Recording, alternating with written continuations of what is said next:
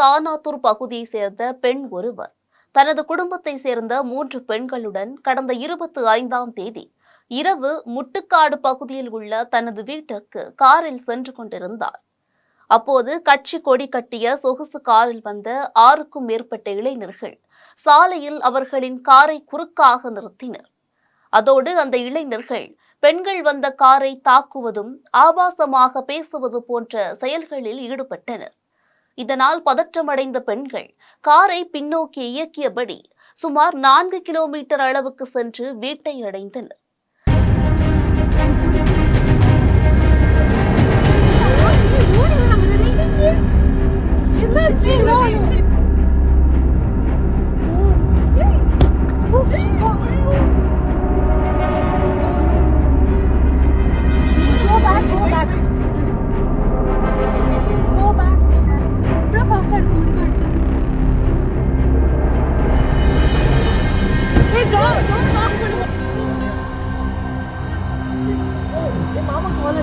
மாமாக்கு ஆல்ரெடி யாராவது முன்னாடி போங்க பின்னாடி ஓடு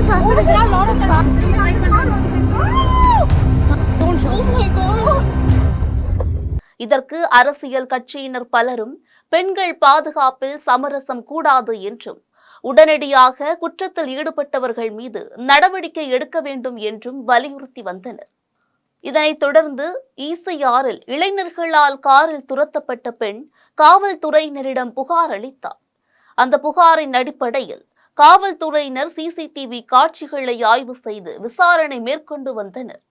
நேற்றிரவே தனியார் கல்லூரியை சேர்ந்த மாணவர் ஒருவர் கைது செய்யப்பட்டதோடு 2 கார்களும் பறிமுதல் செய்யப்பட்டன.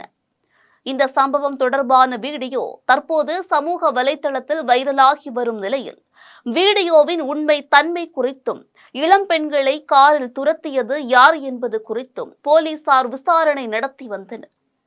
இதனிடையே பெண்கள் சென்ற கார் இளைஞர்களின் காரை உரசி சென்றதாகவும் அதற்கு நியாயம் கேட்க இளைஞர்கள் காரை நிறுத்த சொல்லியும் பெண்கள் காரை நிறுத்தாமல் சென்றதாகவும் காரை நிறுத்தி நியாயம் கேட்கவே இளைஞர்கள் காரை துரத்தியதாகவும் முதற்கட்ட விசாரணையில் தெரிய வந்தது.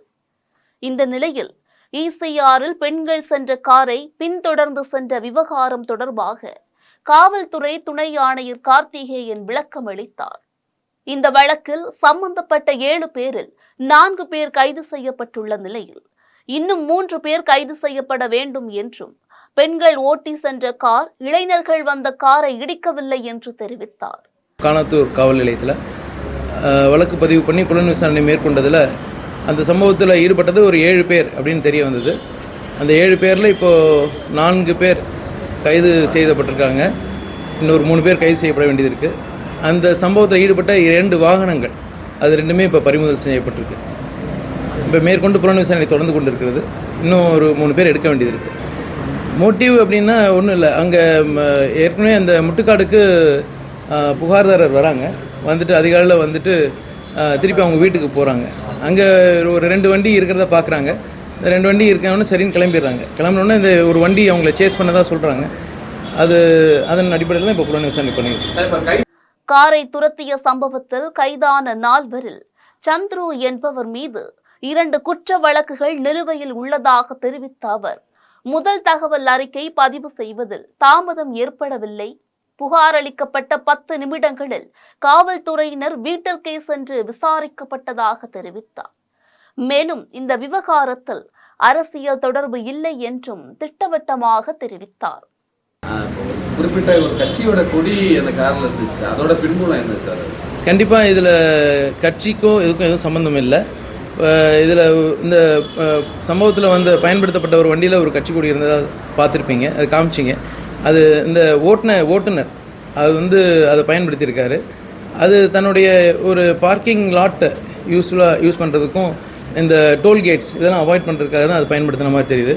அவர் எந்த ஒரு கட்சியோடையும் தொடர்பு இருக்கிற மாதிரி எந்த விதமான புலன் விசாரணை தெரிய வரல.